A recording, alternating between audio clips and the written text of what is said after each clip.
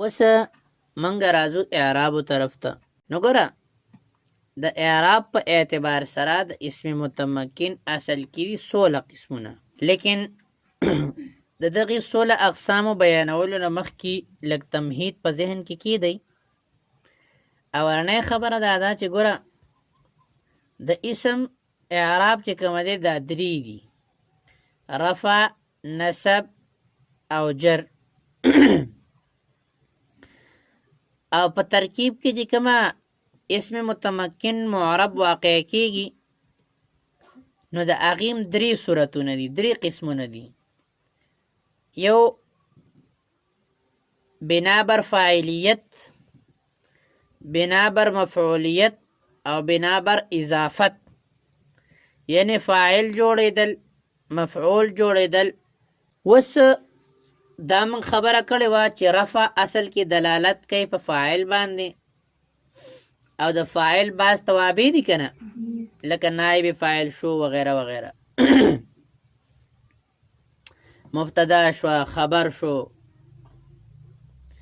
او نسب دلالت کوي په مفعول به باندې او د هغې په توابعو باندې. او د نسب د توابعو نه مراد مفعول مطلق، له، معه، تمیز، حال وغیره وغیره دا شیزونه دي. جر دلالت کوي په مضاف الیه باندې او د هغې په توابعو باندې. او د جر د توابعو نه مراد چې کومه دی هغه حروف جاره چې په کم حروفو باندې داخل شي، یا د کم په آخر کې چې حروف جاره د وجې نه جر راغلی هغه مراد دي. وس رفع څه ته وایي، نصب څه ته وایي او جر څه ته وایي. نو د رفع لغوي معنا ده اوچتول، او په اصطلاح کې رفع د داسې حرکت یا حرف نوم دی چې د یو اسم متمکن په آخر کې واقع وي، د داسې عامل د وجې نه چې هغې له رفع ورکړی وي. داسې حرکت یا حرف چې د یو اسم متمکن په آخر کې واقع وي، لیکن د داسې عامل د وجې نه راغلی وي چې هغې له څه ورکړي، رفع. نو دې ته به موږ څه وایو، رفع. دویم دی نسب. نسب په لغت کې وایي پاسولو ته، ادرولو ته.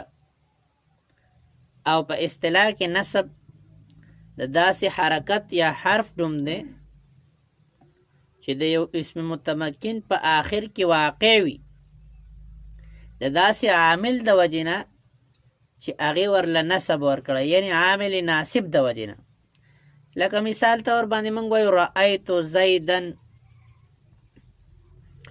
نو زیدن چې کومه دی په دې باندې راغلی دی حرکت د زبر، دو تنوین پې راغلی دی، دو زبر، او دا منصوب دی، او د زید اسم متمکن دی، او د تنوین د هغې په آخر کې واقع دی.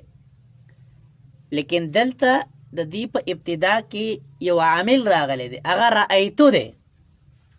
نو په زید باندې چې کومه نسب راغلی دی هغه د رأیتو د وجې نه راغلی دی، د دې وجې نه دې ته موږ وایو نسب.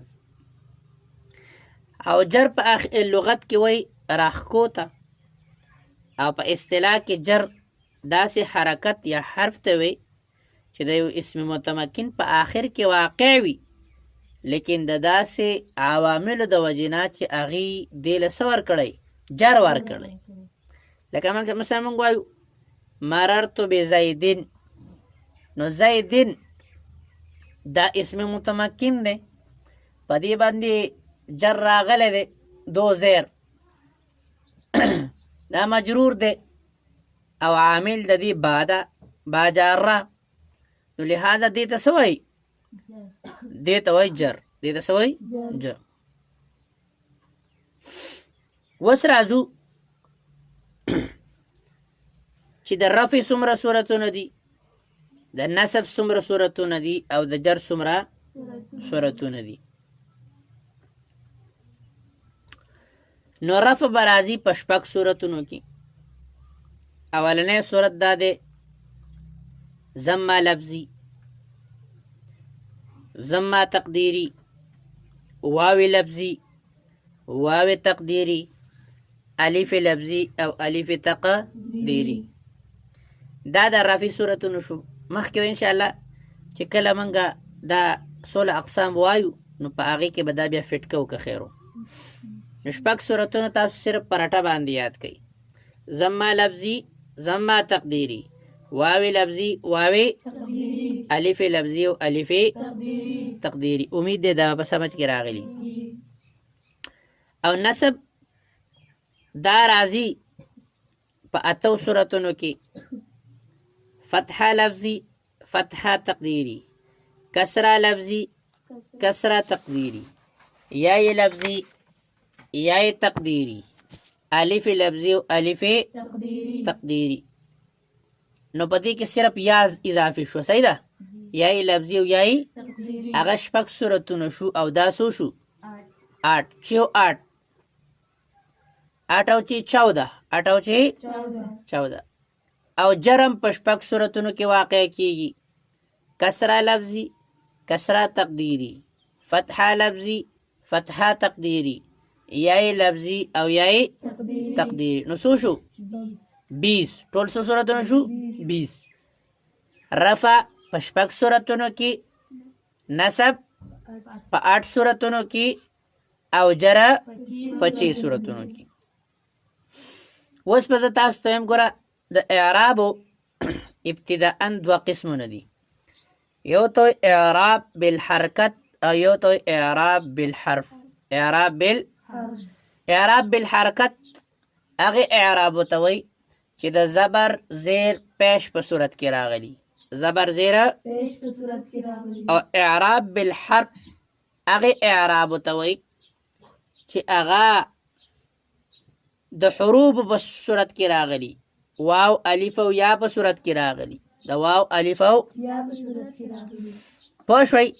دا اعراب بالحرکت او حرف تعریف په سمجھ کې راغلی. اوس بیا د اعراب بالحرکت او بالحرف دا په دوه قسمونه دي. یو ته وایي حقیقي او یو ته وایي حکمي. حقیقي او حقیقي هغې اعرابو ته وایي چې هغه په خپل ځای یو د بل تابع نه وي، یو د بل تابع نه وي. او حکمي هغې اعرابو ته وایي چې یو د بل څه یا مثلا نصب جر کسره چې کومه دی د فتحې تابع دی یا فتحه د کسرې تابع ده. صحیح ده؟ یا واو د الف د یا تابع دی وغیره وغیره. صحیح ده؟ نو دې ته وایي اعراب حکمي.